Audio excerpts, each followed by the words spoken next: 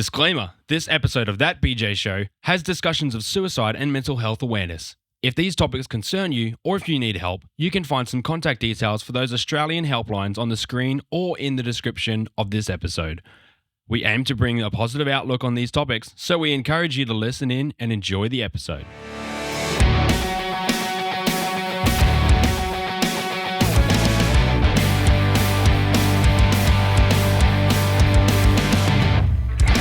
Welcome to That BJ Show, the name where it's about as sus as the text messages that Ben sends to little C. And if you don't know what that means, you have to watch the Wildcard episode. Yes, yeah. I'm Ben. I'm Jay. Yeah, I'm the one with the sus text messages, apparently. Yeah. But realistically, the name just means That Ben and Jay Show. Yeah. But today, it's not just Ben and Jay because we have a guest. BJ E for Eliza. Yes. Which is this lovely lady right here. That's her right here. Yeah. Any nicknames at all? Oh, I've got heaps. Okay, please share. We'll wait. I get called Lizy Lou. Lizy Lou. Yeah, Ooh, yeah. nice. Very good. Eliza, Mum. Mm-hmm. Age. Yeah. Yeah. My initials, EJ. Oh, okay. Yeah. Nice. Age. So what would you like us to call you today? Eliza. Eliza. Okay, cool. Awesome. Or as I used to say at work, oi, fuckface.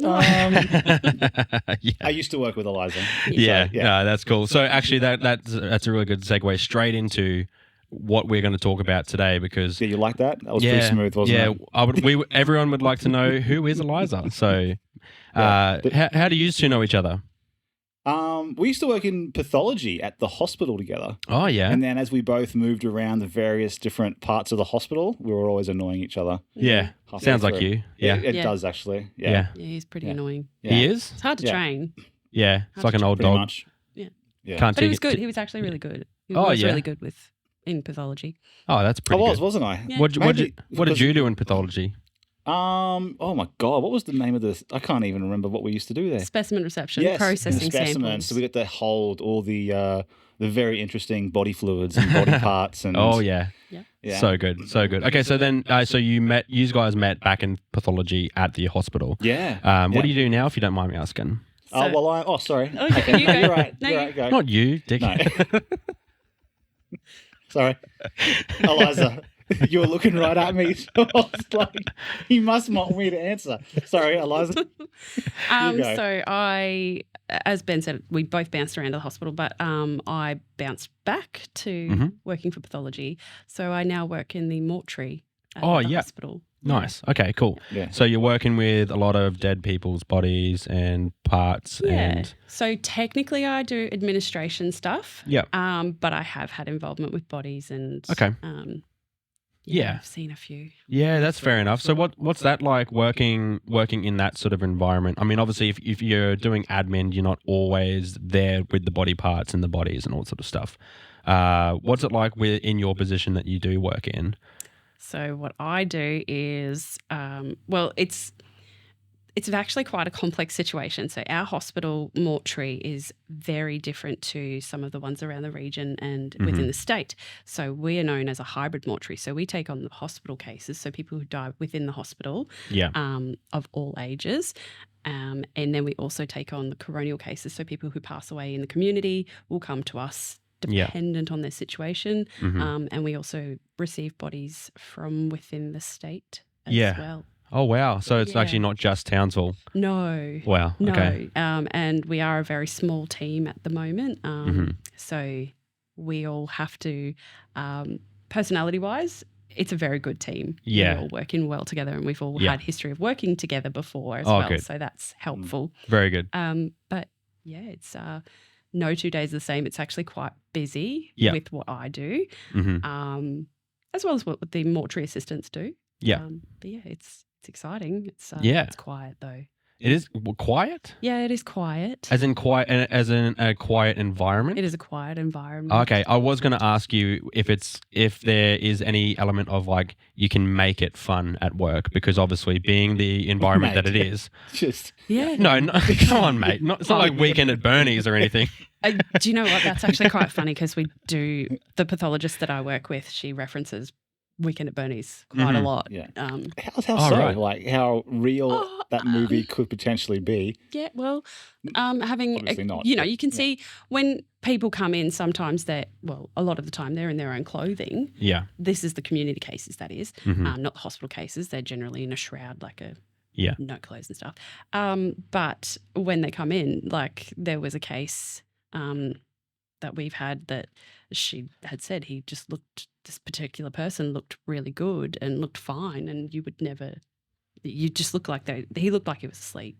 Yeah. Which is true. Yeah. That's what they do. They literally just look like they're asleep. And Yeah. but yeah, it was like, weekend at Bernie's. Ah. That's all. Yeah. We could take him out. Yeah, right. Yeah. Okay. We could reference that movie all night, but Jay hasn't seen No, it. I was Oh. okay. know. Sorry. That's Come on, okay. mate. You didn't have to bring. One I piece was. of homework. I wa- One piece of homework. Yes, for I'll tonight. show Roscoe's looking I'll at me. show Roscoe's here. Sorry, we've got Sahir's Yeah. there, a fourth disappointed person Yeah. in the room. Well, okay. so- I was going to bring up really quickly. Dazza would be like, "Oh, mate, he's talking about Weekend at Bernie's." I Yeah. said on Instagram, "Have you watched Weekend at Bernie's?" And I said no.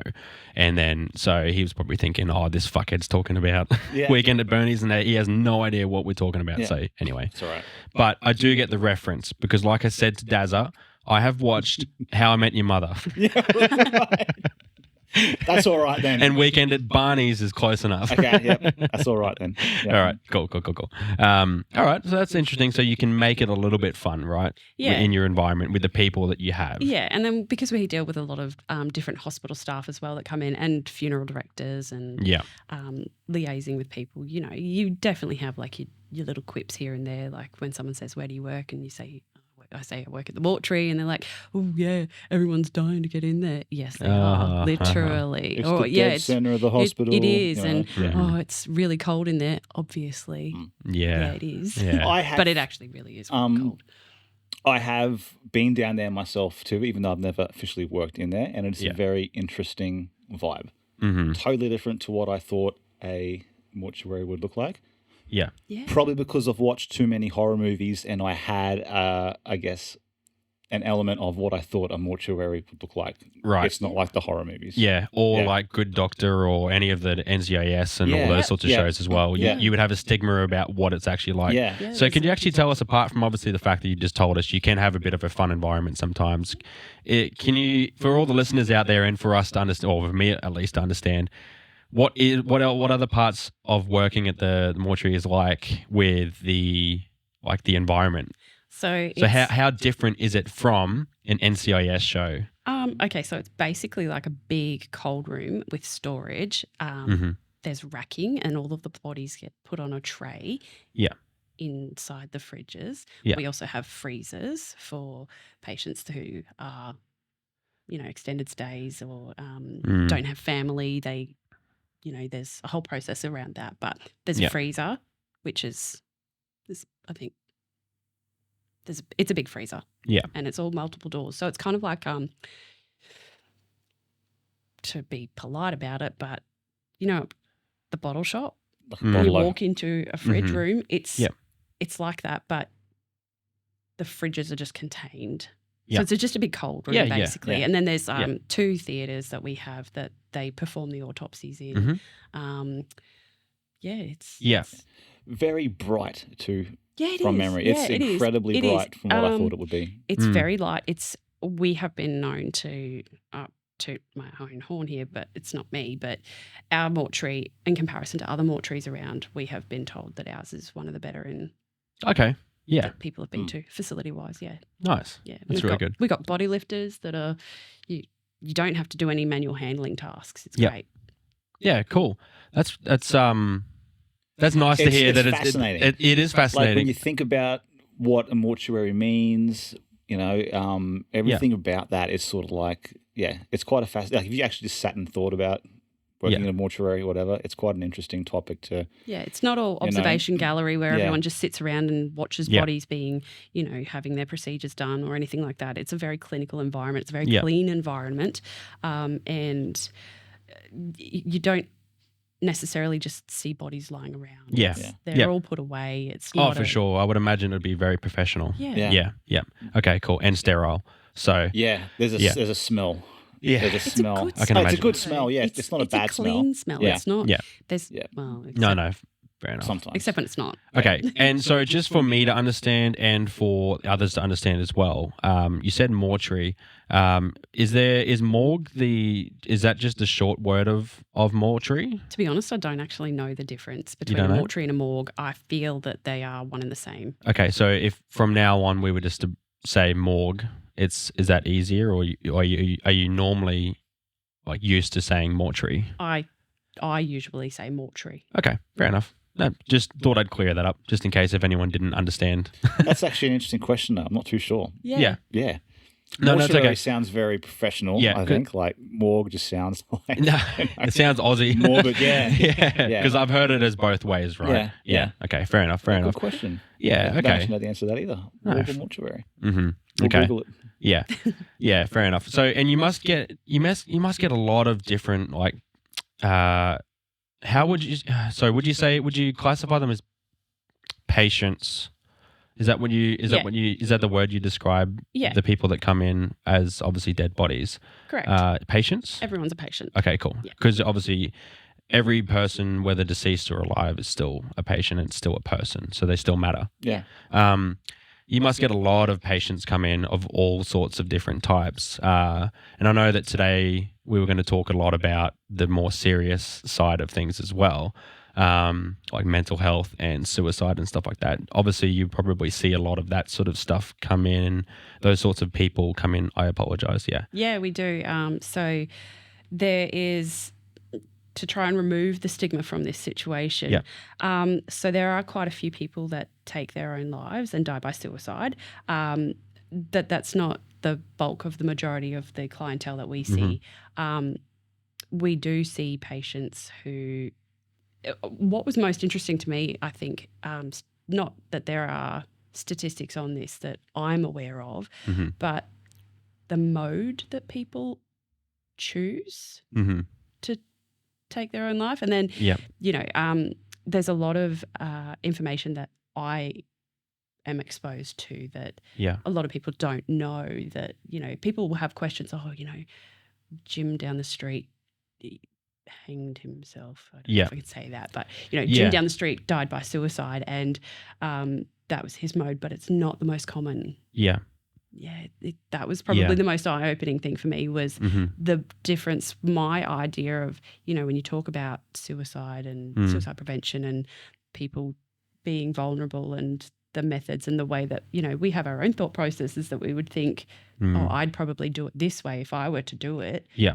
And that's not the majority. Yeah. Okay. Yeah, that was confronting for me. Yeah, that's fair. And obviously, with being respectful to those people and also to the listeners listening, is there any sort of statistics that are more well known for and that we can share about that sort of stuff? Like, obviously, not the specifics of the hospital, but isn't like just overall natural statistics that we can actually sort of talk about? A lot of the deaths that we receive, like the deceased patients that come in, there will be a process. There is a process. Not every death that we receive from the community is immediately a suicide or there are natural causes cases that we do see that come through, but they don't all necessarily actually come to the mortuary. So there will be cases where we do refer to them as cases as well. So not all just cases. Yeah. There's a differentiation, I think, I suppose, with the hospital cases versus the community cases or coronial cases. So there's not a lot of natural causes deaths that actually come through the mortuary. Yeah. But I suppose there's a difference as well, because there's different levels of autopsy that are performed, which is, it's interesting. But no, that's fair. That's fair enough. Okay. I think where I'm getting onto all that sort of stuff, though, is just talking, like having a more open discussion and awareness of suicide and mental health, and the fact that it is important to talk about it. And obviously some people will be triggered by the thought of that. I'm sure most of us all know people who have committed suicide or know people who currently have issues with it and have and there's such a big stigma on that whole aspect of life, and it is important to talk about it. And so why I wanted to bring it up was to sort of talk to you about, obviously you're pretty, sorry, Benny, what's the word I'm thinking about? To the point, honest, open, informative. You're open and you're an open book when it comes to that sort of stuff, right?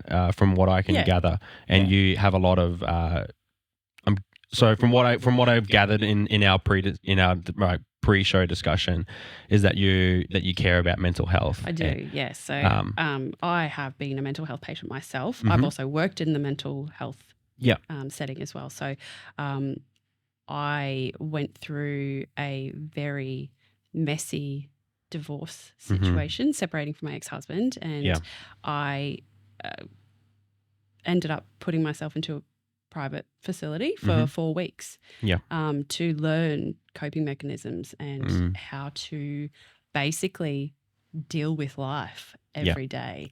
That to me was my rock bottom, having to put myself into a facility, which is quite interesting now with the work that I am subjected to. That doesn't affect me. But it was really hard. It was a hard time in my life. And, you know, that sort of, I think it puts a different perspective on the people that do go down that avenue. Contrary to what a lot of people may think, I feel like it's quite a brave and bold move to follow through with that. 100%. With that 100%. avenue. Definitely. It's very, you know, for someone to be in that peril situation where they just go, I can't give any more. This is it. I'm done. Yeah. They've actually gone through with it. Like that's bold. Yeah. Yeah. That's really bold. Fortunately, I never got to that. Never got to the follow through stage. I didn't have any plans or anything like that myself or anything, but you get to you're worn down so much that you just think, where is my out? What can I do? Yeah. And to try and engage the services of a healthy way to get myself back to being the best version of of who I could be at the time. 'Cause it's not just for me. I've got, you know, people that depend on me and, you know, what's their future like if I'm not here? So that's fair. I've got, I won't mention who it is obviously, but I've got family who have struggled with deep chronic anxiety, stress, lots of other problems, and you know, the doctors and the psychiatrists and everything try to tell them that they've got, you know, like borderline personality disorder and they've got all these different things, and at the end of the day, that person just needs to. They've learned over the years that they just need to do what they can to, like you said, push through, live life, love life, and figure out how to do that. But it's hard. I personally don't have the as deep issues, thankfully, that I've had times in my life where it's really fucking hard because I've also gone through a divorce as well. And there's been many times where they're very difficult.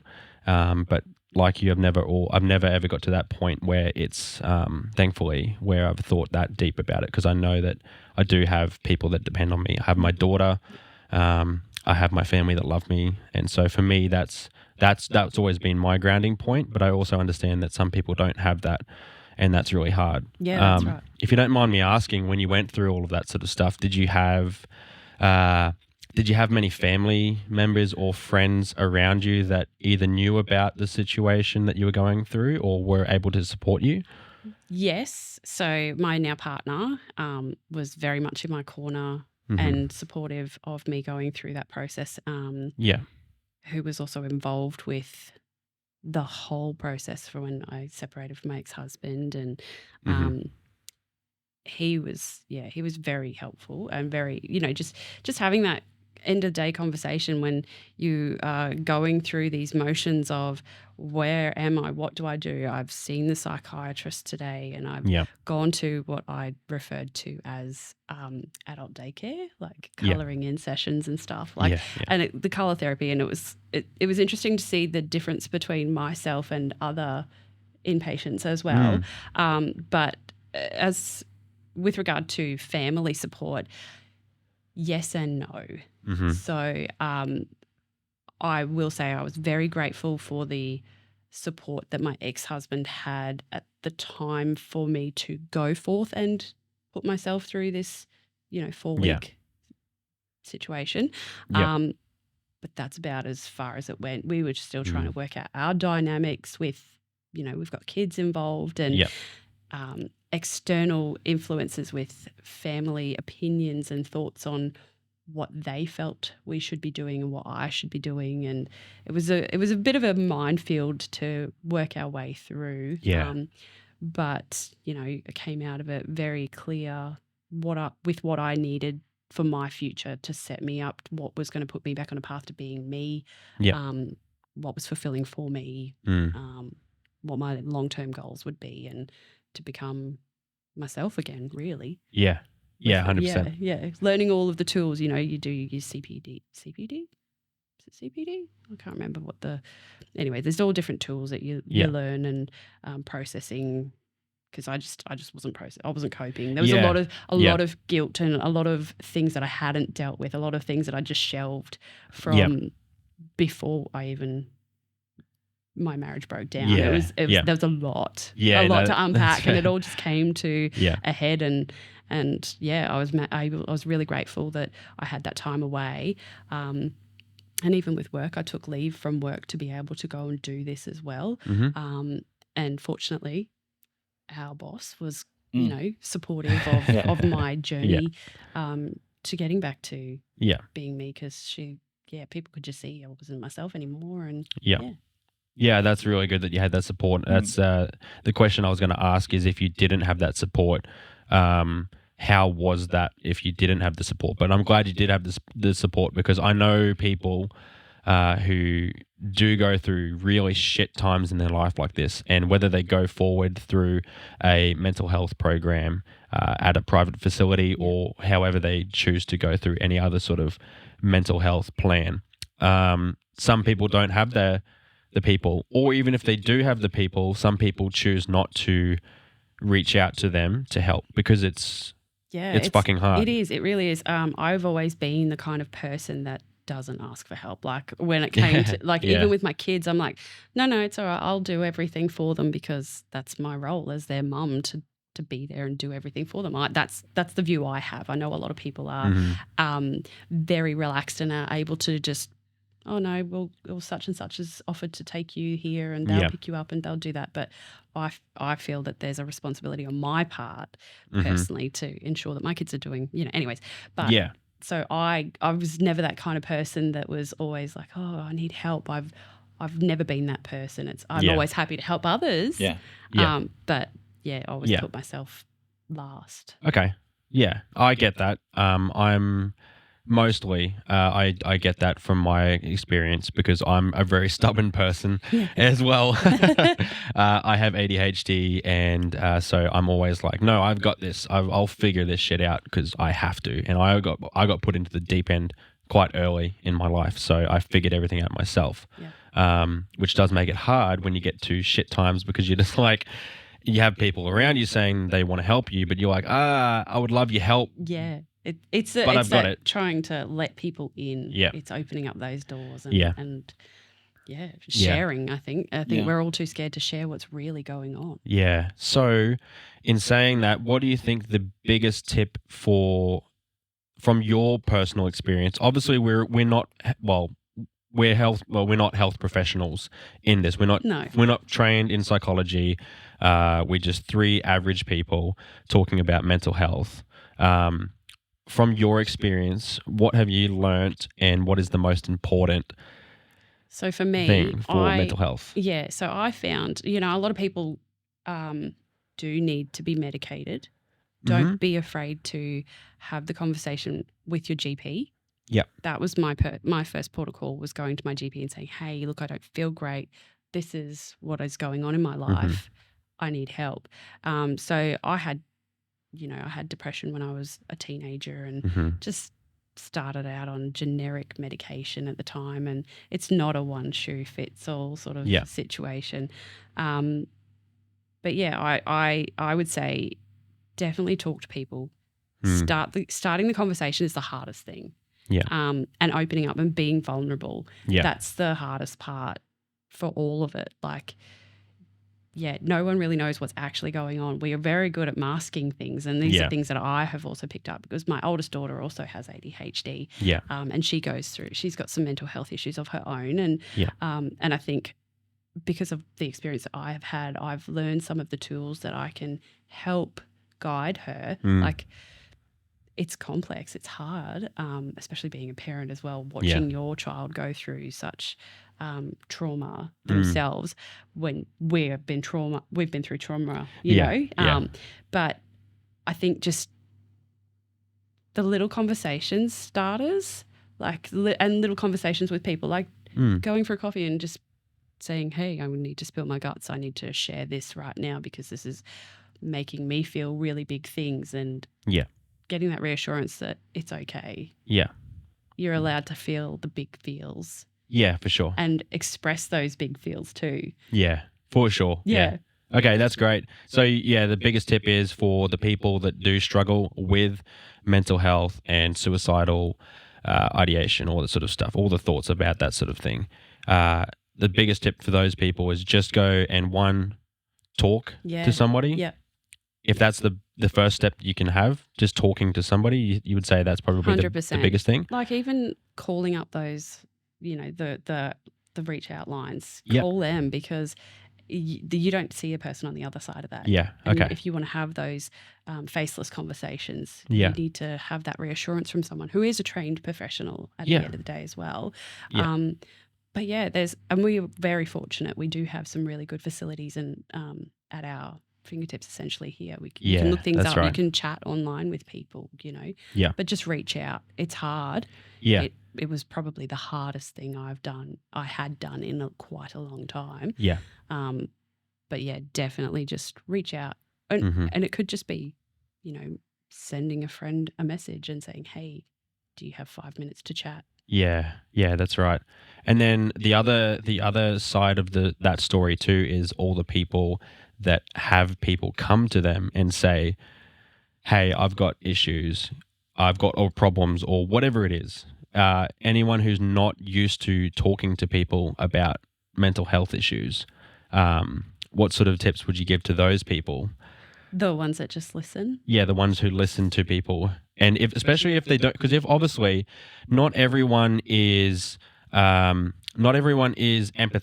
and not everyone understands mental health issues as well, especially if you haven't gone through your own mental health issues before, or at least you're not aware of going through mental health issues. Sometimes it's hard for people to understand if they do come to them and say, hey, I've got some problems.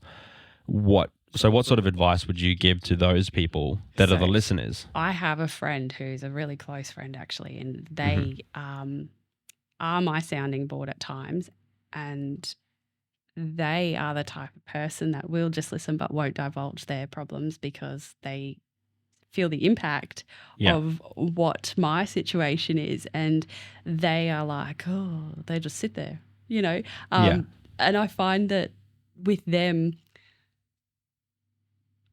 I think they should be the ones talking more because they're taking on, absorbing. It's a lot to take on. And if you're not prepared, you know, if you're not prepared mentally to take on what someone else is sharing with you, you can definitely say, hey, I don't think I'm the best person to talk to about this. Yeah. And maybe offer alternates like, have you thought of seeking, you know, redirect. Yeah. Gentle redirection. There's nothing wrong with that. Yeah. But yeah, redirect, put them, say, hey, have you tried contacting XYZ psychology? It's not hard. Yeah. You know, but if you're not able to take on, and you know that, you know, some of the things that they're talking to you about are triggering for you as well. Like you don't know what people have been through. Yeah. So it obviously is a sensitive topic for everyone, but if you're that sounding board for someone, your sounding board, you need to understand that your sounding board is needing a sounding board too. Yeah, that's right. I'm just thinking, you know, like this is probably going to be way off topic, but do you remember when the Columbine massacre happened? Mm-hmm. Sorry, what was it? Columbine. The Columbine massacre.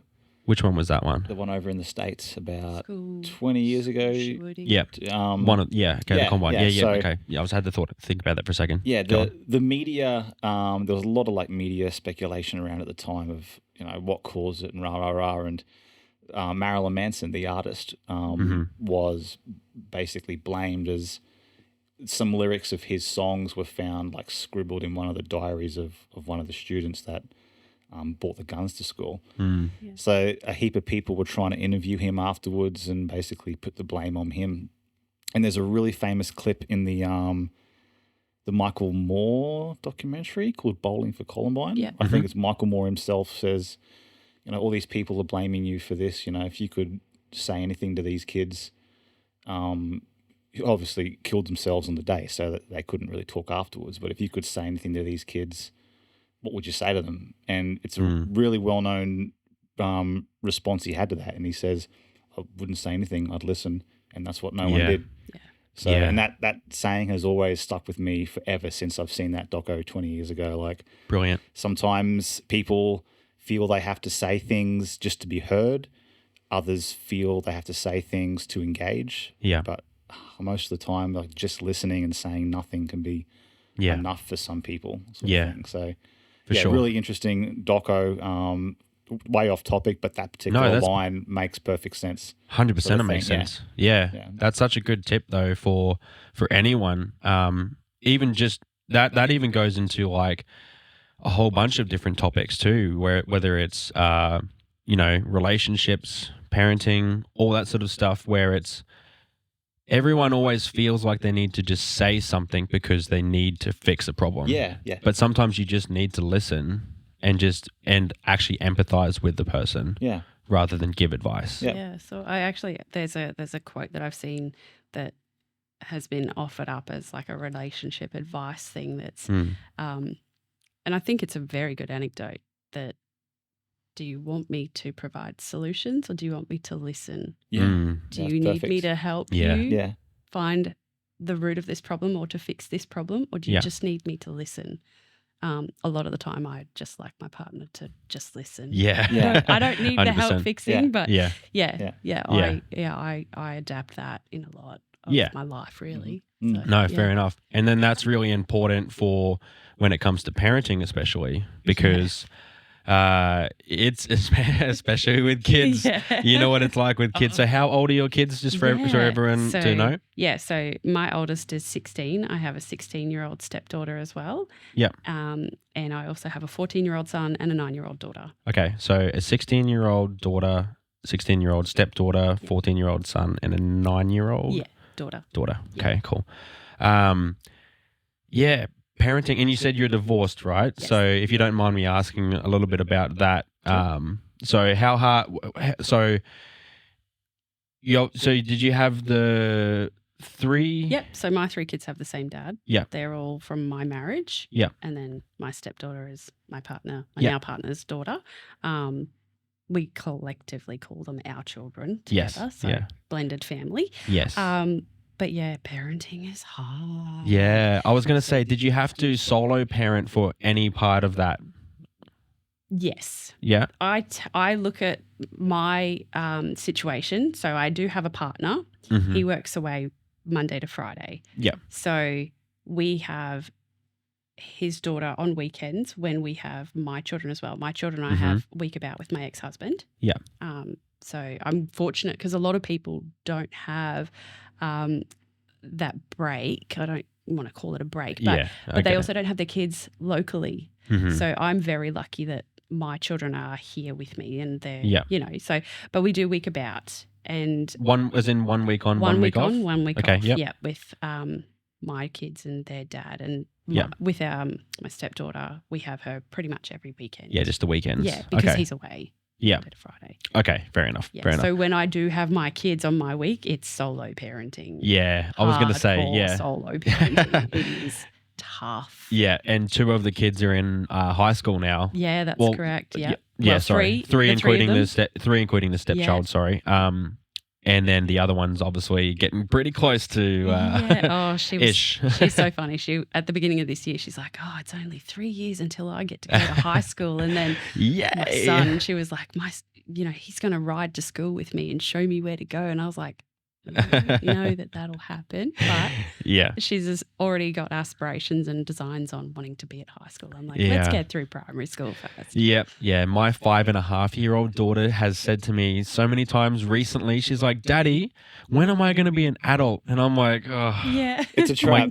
Darling, It's a trap. You'll be an adult soon. I was like, you just enjoy being a kid for right now because it's pretty great. It's hard being an adult. And it's hard being a parent. Yeah. And it's hard co-parenting and solo parenting. Yeah. Co-parenting is difficult sometimes for sure. Absolutely. If you don't mind me asking, was it hard or is it amicable? Not is it hard or amicable because it can be amicable but still hard. Yeah. Was your situation with your ex-husband, was that pretty amicable or nope? No. Not amicable at all. No. Yeah, look, that must be hard. Sorry to hear. No, it's okay. So it ebbs and flows. It really does. Yeah. There are times where things are really good and really smooth sailing and we don't have to talk to each other and we don't have to involve each other, but we're very different people. Yeah. And we have very different views on what we want for our children. There is a mutual respect for one another's opinions and views. However, not necessarily, it doesn't always mesh. It doesn't always line up. So that is difficult to work through. Yeah, that can be very, very difficult. My own experience is that thankfully I had an amicable ex-wife and we still are very amicable even after 3.5 years of being separated. And so thankfully I didn't have that part, but I know one of my sisters, she actually was with her ex-husband and they split up, then had the kid. So she felt pregnant as they split up, and he didn't end up having anything to do with the kid. So my niece, and that was completely just all communication cut off at a certain point. And that was very, very, very difficult for her. Thankfully, she lived with myself and my mum, stepdad, and one of my other sisters at the time too. So thankfully she had a lot of help. But even still, even when she eventually met her now husband, she then had 2 kids with him. And then even still, there's been a lot of periods of time where she's solo parented as well, like you, because he works away a lot as well.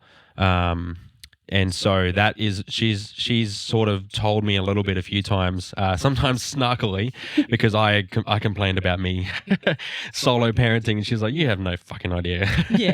And I was like, we all have our own experiences of solo parenting though. Sorry, Benny, you don't, but but I'm sitting out of this one. Not for me.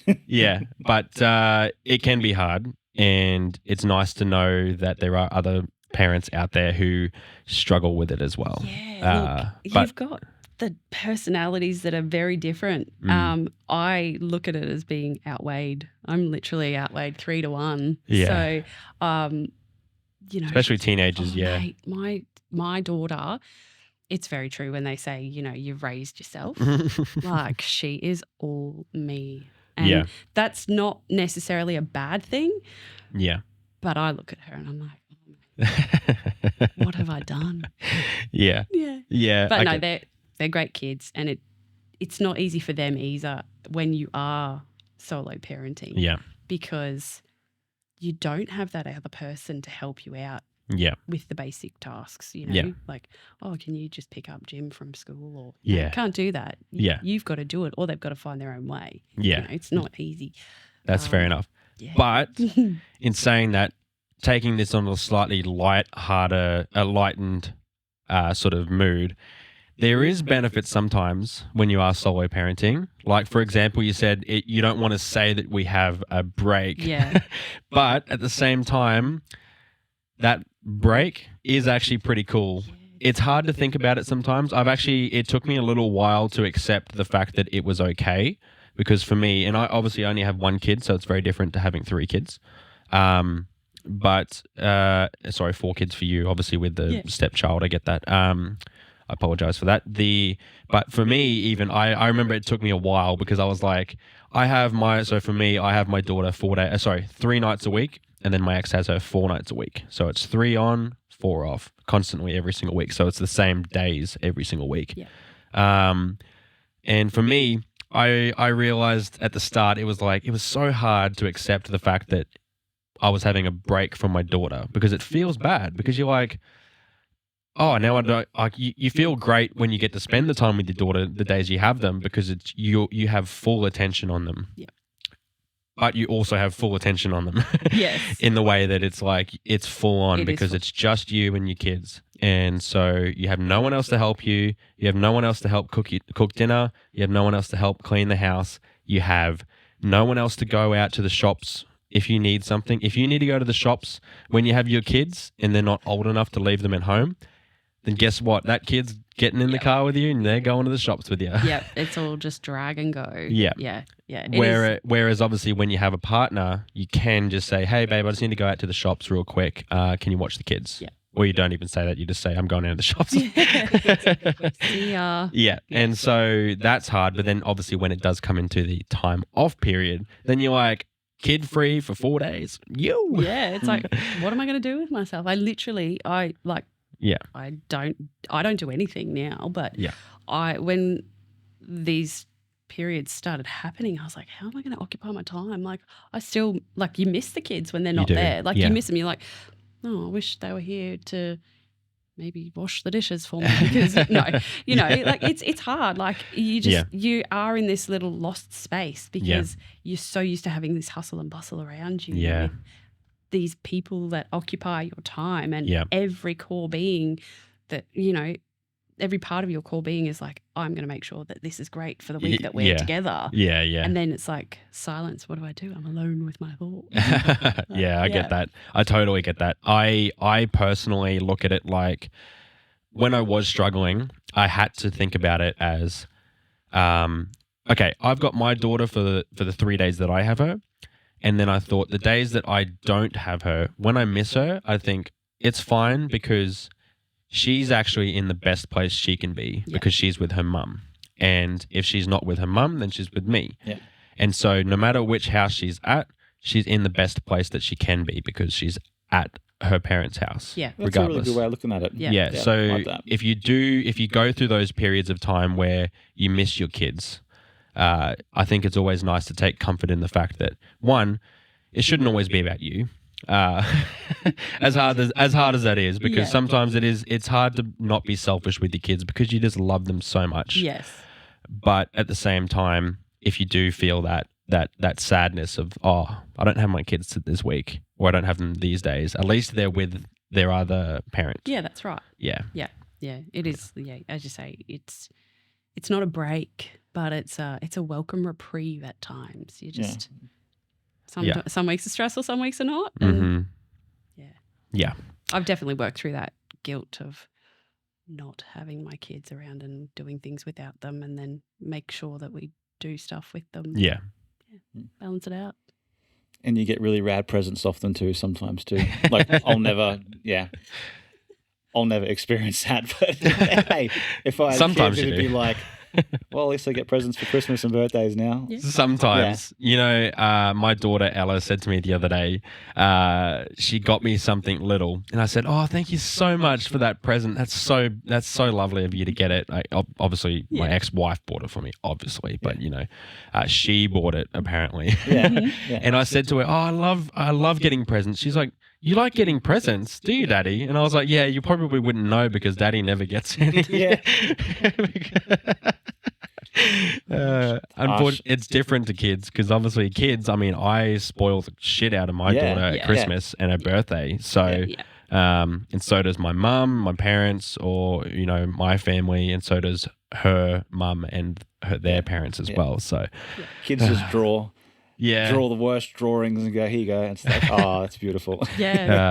Some kids are amazing at drawing though. My daughter's so good at drawing, and I'm so proud of her. Yeah. She colors in all these things, and I'm just like, the other day she came home and I can't remember what it was she drew. Lately she's been watching TV, like YouTube and stuff like that, and she's looking at they tell you how to draw something, Yeah. and she just sits there and draws it, and I'm just like, oh wow, that's actually really good. Yeah. Yeah. And I was like, you're 5.5 years old. Yeah. You could be an artist when you're older.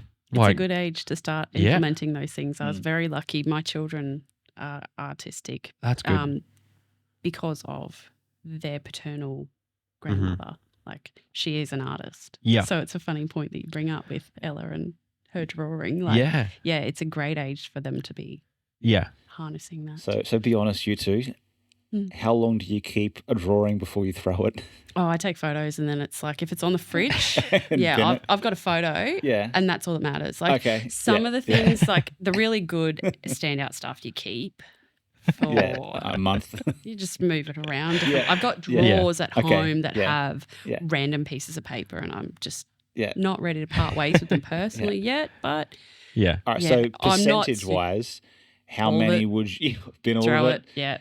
How many would you throw like within the first day or so? Like, oh, that's beautiful. Oh no, never the first day. Never the first day. No. Goes in the fridge. I'm completely on the opposite spectrum of that. I keep everything. Really? Yeah. That's cool. It's not because I'm a hoarder. I actually, as you can see, I'm pretty neat with my things. Yeah. But I learned this at one point because obviously, especially in the daycare years, oh my God, do they come home with just like shitloads of paper every single day, like 5 drawings a day. And I'm like, oh, good on you. But I'm like, thanks, daycare, for sending me all these papers.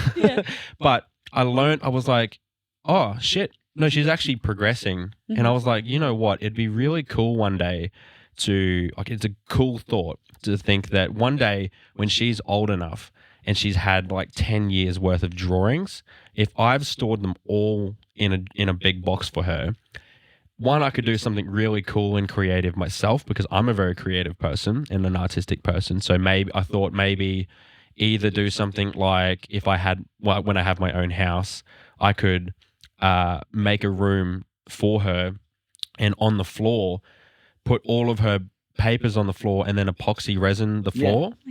So that it's just a cool artistic little touch that it's like, no, that's Ella's childhood in the floor. And even if obviously you moved house and you couldn't keep that anymore, and if the people didn't want it, then fair enough, that's fine.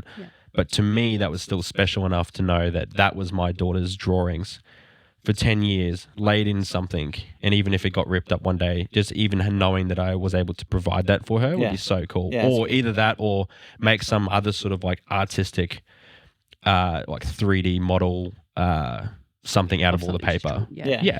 So I've got 3, and the that's a daycare lot. literally send home at the end of the year. So it's many. like, here's a scrapbook of all the kids' art that they've done this year. So I have those. Yeah. I've still got those. Like, They're so cute. and they have like, you can get like a ring binder now.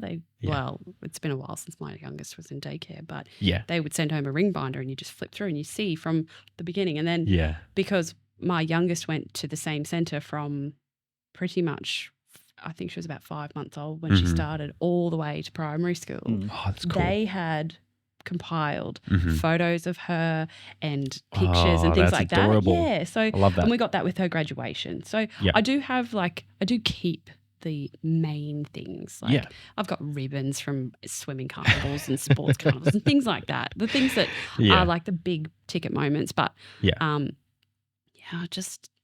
become too much of a minimalist. Yeah. Fair enough. I just can't stand the clutter. And I think it comes back to the mental health as well. Like there's for so sure. much around me that's cluttered. Yeah. I just need to get rid of it. But I don't feel guilty. I've got a picture of it. I'm good. Nice. Yeah. Nice. So there is one thing I need to ask you though, because I know about it. Jay doesn't. Tell me all about the ice machine that you were given as a present by one of the I've heard kids. about this ice machine. I need to know. All right. I need to know. So- Oh, she's getting ready. Right. Yeah. So I was very excited. So stepdaughter bought an ice maker for her dad for Christmas. Yeah. That now lives on my bench. So she bought it for him for his truck, and then realised when she went away with him that it's a PowerPoint. It has to be plugged in, and so he can't take the ice machine. Oh, what a shame. What a shame. It's devastating.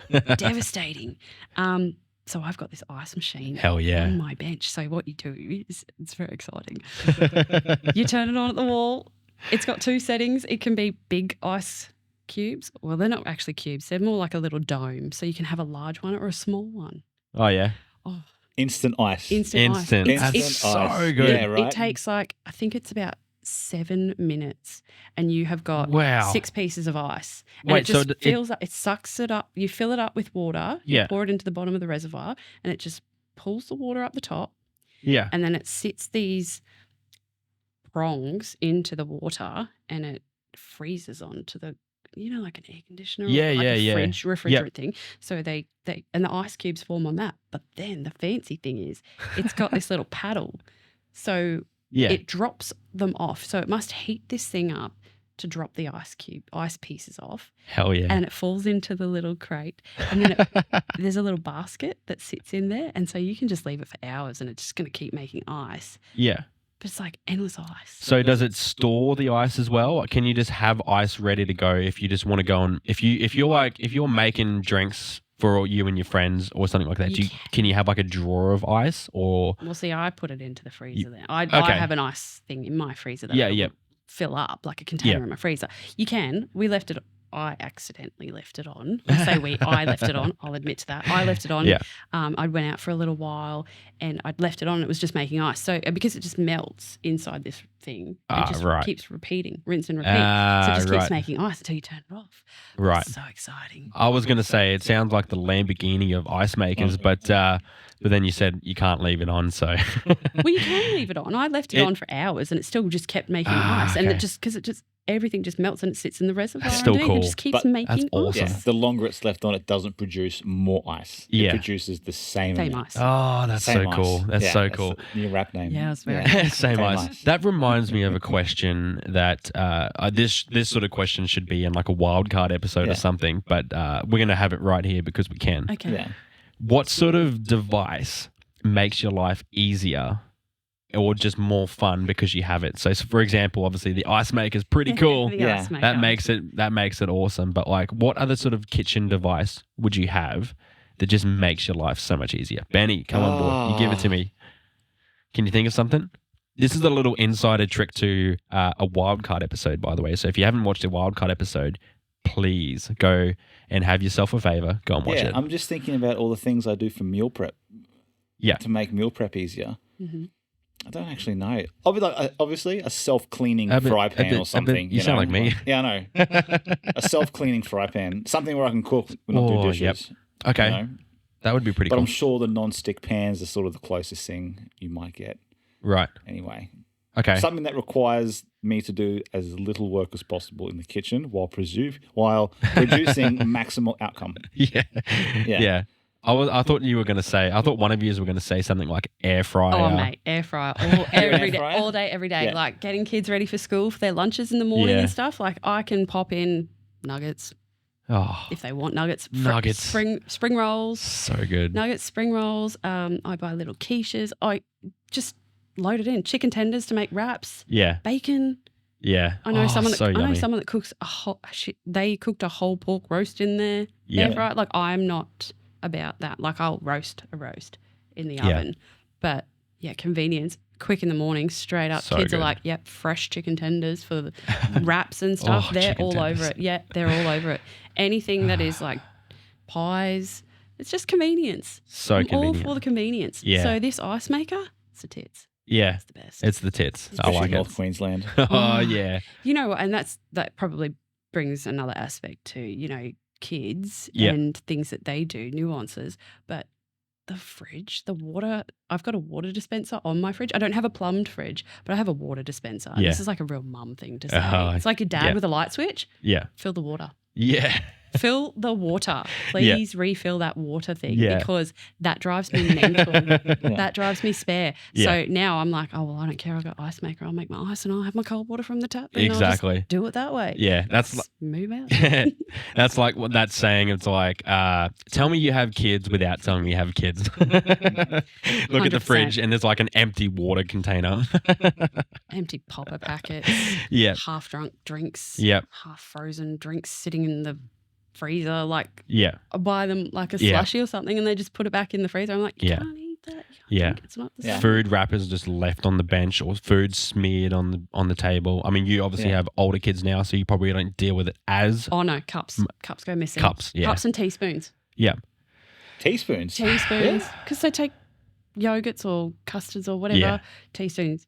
Yeah. Teaspoons are gone. Exactly. I had to buy Yeah. brand new cutlery. Yeah. I specifically bought just teaspoons. I'm not joking. I specifically I bought feel teaspoons. that. Yeah. I feel that so to my much. core. It's just like, yeah. Yeah. I feel that. So Yeah. with your water, Yes. a question for both of you. Mm. Obviously, have your cold water jar, bottle, whatever in the fridge. How many do you have? Just the one? So for me, I don't normally. I need to actually fix my actual water cooler itself, and Yeah. my daughter's only 5.5, so she's not one tall enough to reach it yet. So Yeah. for me, I don't actually have to have that as much, but I feel that because I grew up with 3 older sisters, and Yeah. I was the kid who didn't fill the water. Yeah. Yeah. Yeah. So my mum would say, "For fuck's sakes, Yeah. fill the water bottle." Full water bottle. Because Your dad's going to be inside soon. He's been mowing. yeah. Yeah. Well, that Fill the be, water. I guess brings me to the reason why I asked the question. So, a few of the houses I've been through as an adult, they'll only have one bottle of water in the fridge, and my question was, well, when that's refilled, it's hot for a little bit. Yeah.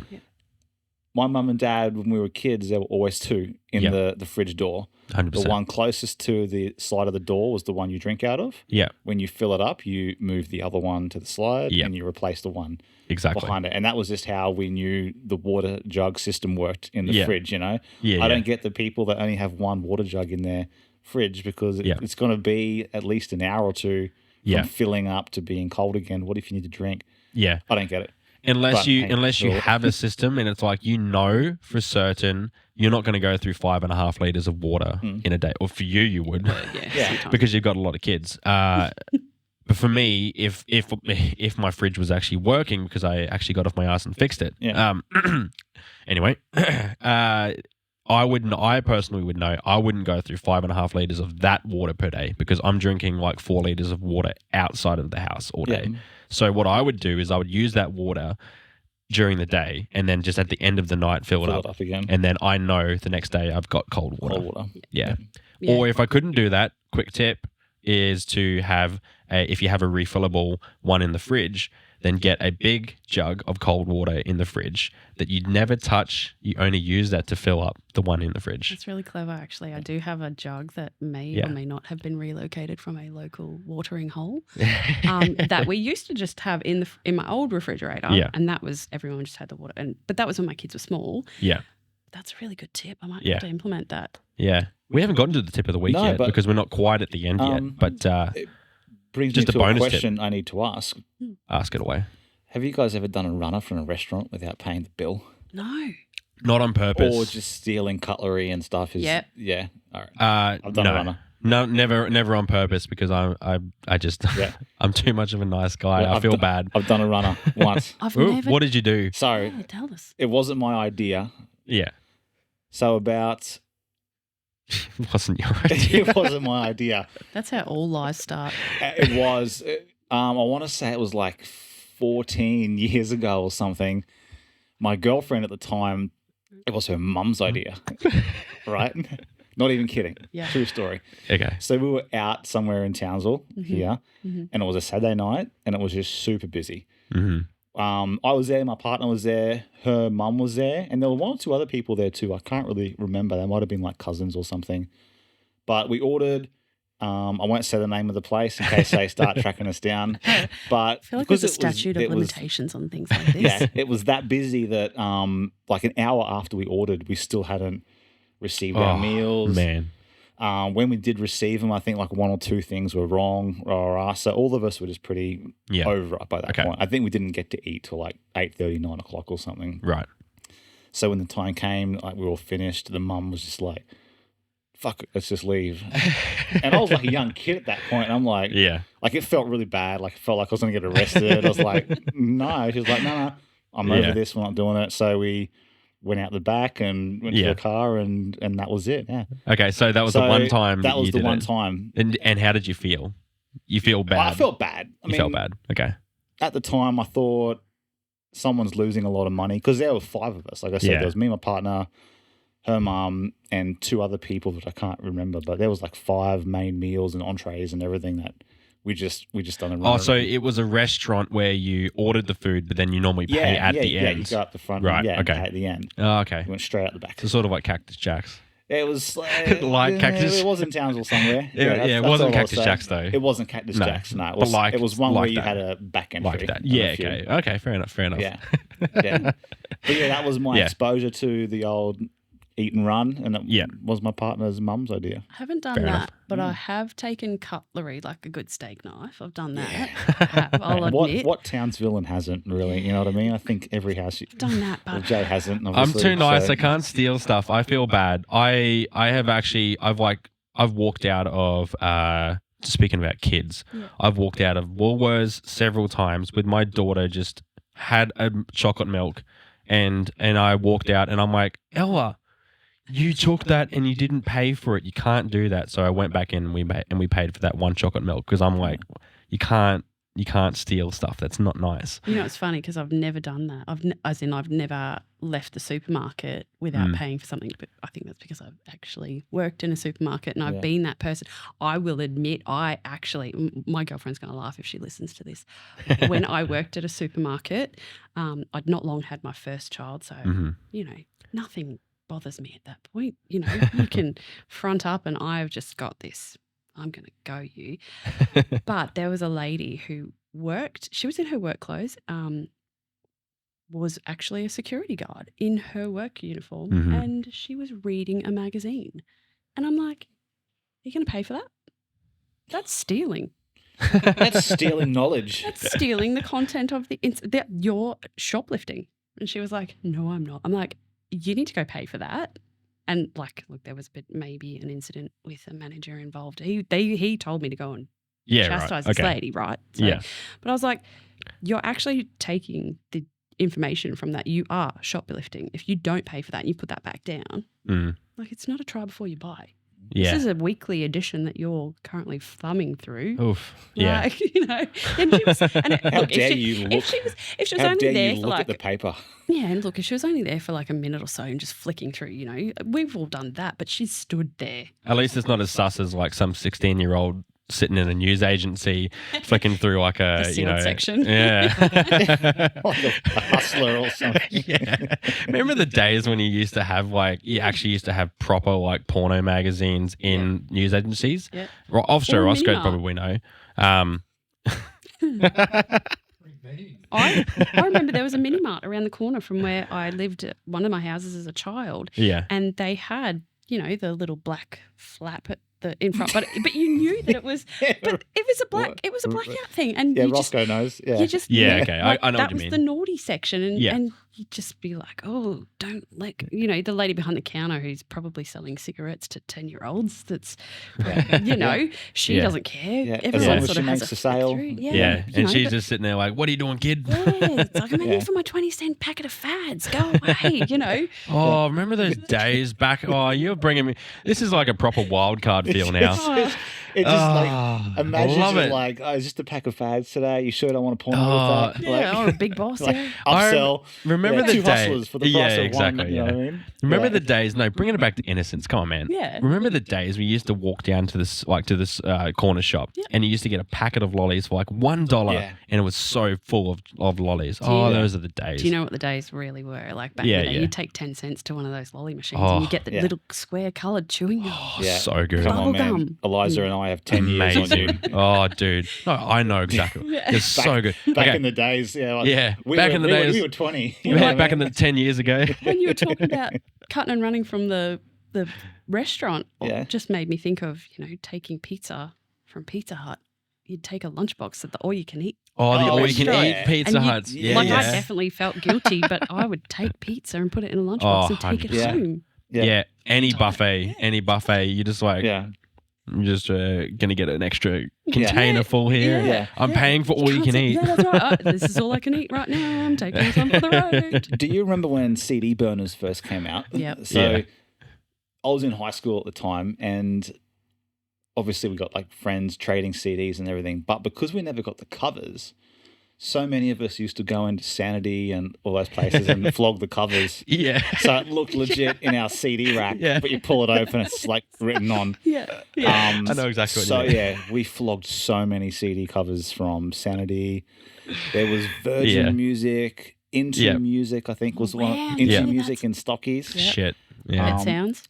No, I You worked never at went- Pet Sounds. Did you never go? You never went? You No, I took never anything stole there? anything from Pet Sounds. It's not I flogging worked it, there. Yeah. Yeah. I'd never actually stole anything from Sanity or anywhere Such like a that. nice Like, person. I'm not. Yeah. No. No, but my friend's sister worked at Sanity, so we used to go in and do stock take. Yeah. We would go along and do stock take night, and you get like $10 for showing up and counting all these CDs. Yeah. And the ones that were missing, you'd have. There's just a slip because you used to be able to go in and, can I listen to this album? Try before you buy. And you put it in, they'd go in and they'd put it in the CD player at the back and listen to it. Yeah. Yeah. But yeah, lots of people would just take the cover and walk out. Yeah. Yeah.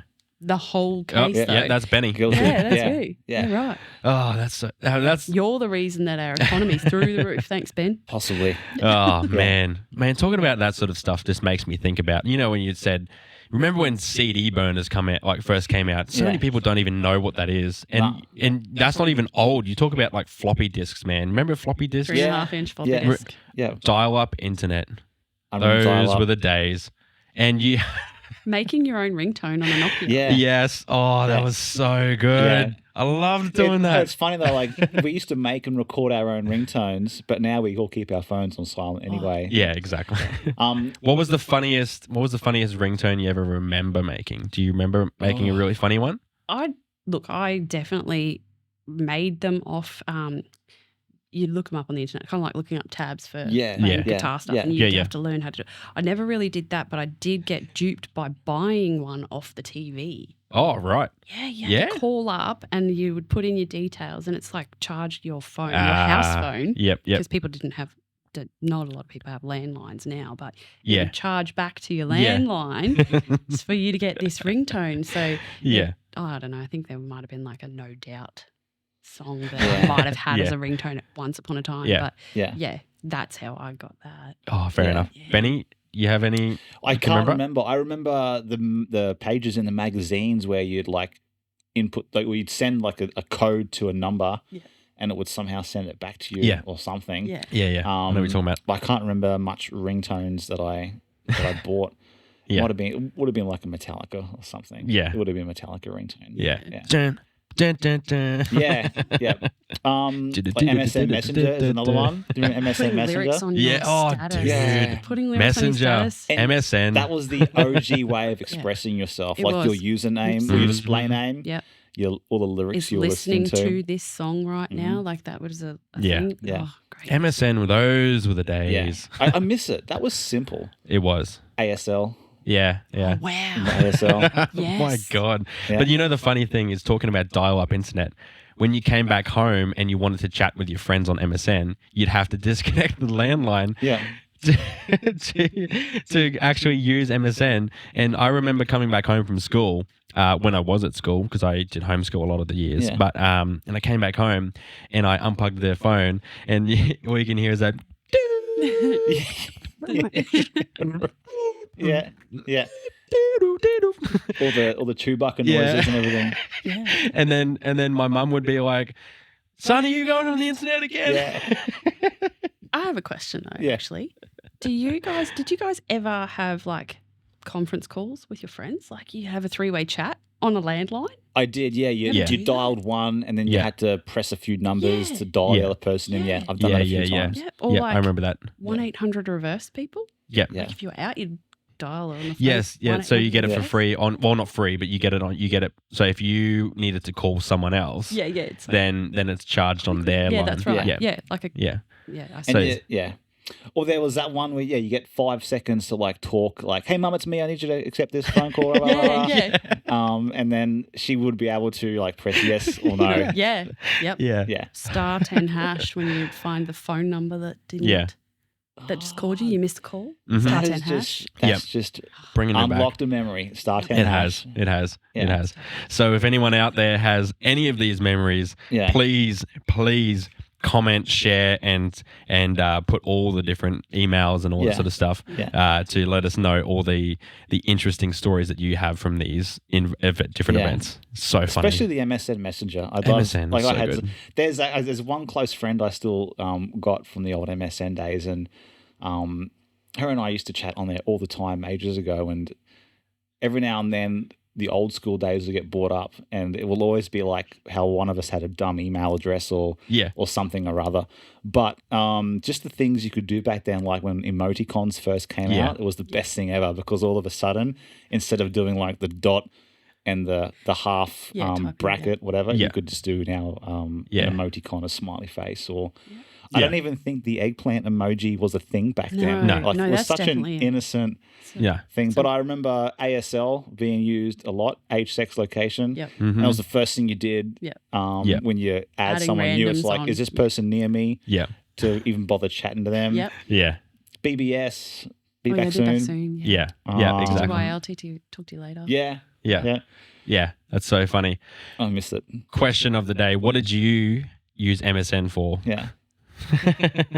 I don't think like the start when it first came out, you couldn't send pictures, but at some point, pictures were able to get sent. Yeah, maybe that was when the first dick pic was sent. Oh, maybe Could be. Probably wasn't not. on the old phones. Definitely was not. Joe Roscoe's looking like that wasn't the first time. Trust me, I know from experience. Pro over here. Yeah. Oh man, we have it so much different now with mobile phones with actual screens on it. Like back in the Nokia days, having like Snake 1. And you have to, so much fun. I got a simulator on my iPhone just to like remember it, but it's not the same without the buttons. Not the same. No. And noises too. Even sending text messages, like pressing the same button a couple of times to get 333 2 to do 1 2 2 1 2 to do 1 3 3 3. Yeah. It's like and Morse we code. became so fluent and fast in typing that way. Yeah. Because it was the only way we knew how to. Also, text messages were expensive. Yeah. So expensive. 25 cents each sometimes. Yeah. And if you had $30 worth of credit. It just gone straight away. That's right. That's why MSN was so good. Yep. Exactly. Yeah. Optus bought this thing out though once from 9 p.m. to 3 a.m. You could chat to any other Optus mobile for free. Was it? And I remember some nights I would ring friends. This is in high school. Yeah. And talk. I remember speaking to one person for 6 hours one night. I feel like I remember just because we could. Like that. Yeah. There was like a Telstra Activate Me or something. There was like it was a similar thing. But yeah, I never really sat up and talked to people like that when I was 15. What was the time frame again? 9 p.m. to 3 a.m. Okay. Who was that catering for? Think about it. Oh, exactly. Who do you think I was calling? It's a busy night. I went to an all-boys school, right? Yeah. But and I remember everything bad happens after 9 a.m. I would have got about 3 hours sleep this one night, and to school the next day, and I was fine. Yeah. Yeah, and it just makes me depressed remembering how little sleep we actually needed as kids. And how fine we ended up being versus now as an adult. Yeah. If you got 3 hours sleep, you're completely fucked the next day. Yeah. Yeah. And you cannot function at all. Yeah.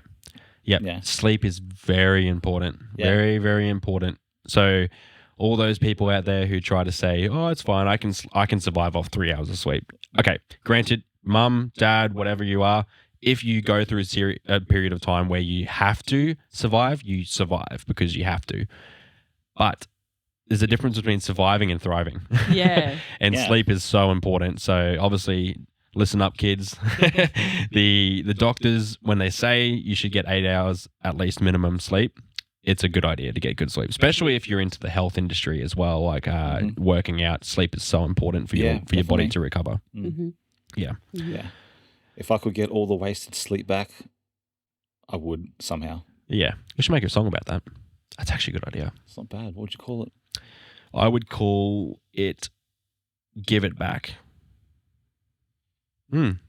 Anyway. All right. So anyway, on that note, we should probably wrap up the episode. But before we obviously wrap up, we always have a few different things we like to do. We like to, thank our lovely guest for coming on. It was a very serious episode. but very important episode, I think, to talk about.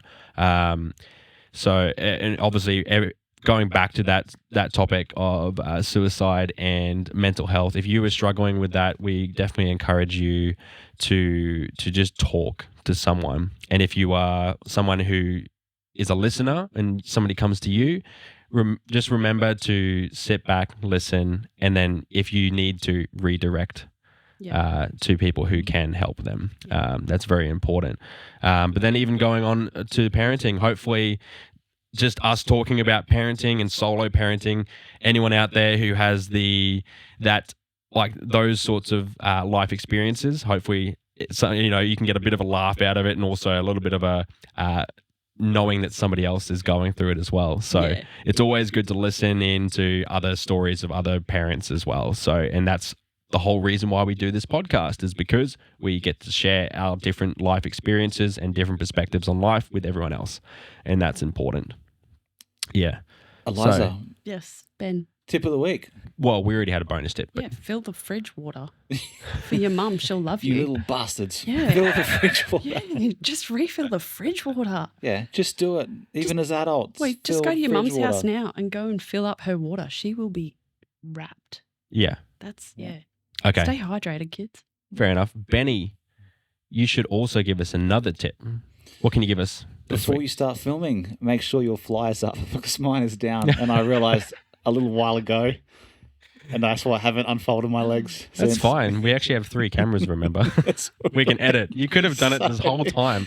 No, because it may have made you guys uncomfortable if you see me reaching It's out of my fine. groin, It's like all trying good. to pull something out. Yeah, around it's it. So fine. But now everyone else will know about It's it, all so right. it's all good. I don't mind. It doesn't matter, because It's I'm all not. good. I'm not editing this out of the podcast Just at all. do it up. It is what it is. Yeah. But Well, anyway, I actually I do that quite often. I don't know why, but sometimes if I'm wearing like long pants or anything with a zip, yeah. buttons are done cool, the belt's done cool, and I quite often forget about the fly. Wow. Interesting. Quite Okay. often. Fair enough. Quite often. So that's Okay. something I'm working on. Hey, we've all got our own struggles, mate. It's all good. Well, thank you very much, Eliza, for coming on. Thanks for having It's been me. a great talk and a great conversation between us all. So we both really appreciate you coming on and talking about all of this sort of stuff. Pleasure to It's be been great. here. And if you want a link to the ice maker, I'll get it off Eliza. We can put it in the comments, I have to because ask my stepdaughter. Where ice she on got it tap from. just sounds awesome, It's especially amazing. in this heat. Yeah. Honestly. Yeah. So good. And not the type of ice that a lot of Townsville people are used to, No. because we don't encourage that. Although it could have the same effect. It really makes me excited. Hey, Yeah. as long as it makes you excited, that's the main thing. Yeah. All right. But anyway, if you are listening to us on YouTube, please keep in mind that you can obviously listen to it on all the different major streaming platforms, such as Spotify, Apple Podcasts, Google Podcasts, all the things, all the major platforms. You can find them. You can find our podcast on them, so you can listen to them there, or you can watch the YouTube, like we said, and you can see our beautiful faces. And Social media, yeah, Facebook, You're the man. Instagram, that BJ show. yeah, and TikTok, which we don't TikTok, use. I still upload. Yep. Although I was looking the other day, Yeah. one of our videos has 600 and something views on there. 600. Yeah, which I thought was a pretty big deal considering I never use TikTok. We don't actually do much on TikTok. Okay, So, yeah, fair it's kind enough. of strange. I mean, I'm not focused on the numbers, but no, I just thought it was but, very bizarre that that's cool. 600 odd people have just looked at a weird bloody thing on there. man, TikTok's weird. It honestly, the algorithm can go off. Some videos Yeah. just randomly go off, and they'll just get thousands, hundreds of thousands, millions of views just out of the blue. So Yeah. you never know. You never know. One day we might be TikTok famous, and we don't even know it because we don't we don't know how to No. use TikTok. No, I don't. So anyway, also just another quick tip: if you do want to find us on all the different social platforms as well, you can go to thatbjshow.com, and that has all the links to everything as well. And you can also listen to the podcast directly from there as well. Yeah. So yeah, quick tip for that. Cool. Awesome. 3 quick tips in an episode. So many tips. Yeah, Ross, Offshore Roscoe, got a 4th one for us? No, I haven't. Sorry. That's all right. He's been napping over there in the corner. He's just waking up. He's getting there. He didn't make us kebabs this week, but he did make me a coffee, which I was very appreciative for, and that helped me talk properly because if you stuck around to the bloopers, you probably see, most likely I will put in that I could not speak properly. So, Very true. yeah. Another tip of the week. Mm-hmm. Drink coffee before you start a podcast. Or get full sleep. of tips this week. Yeah. I'm not going to make a sexual reference in this one. Nope. But that wasn't sexual though, was it? No, like 10 tips. Yeah. We wouldn't do that. No, it's not like the name of our show either, that BJ show. The BJ doesn't stand for anything else. No. So, all good. But anyway, on that end, we should end the podcast. Right. Thanks all for listening. Thank you. We'll see you next episode. See ya.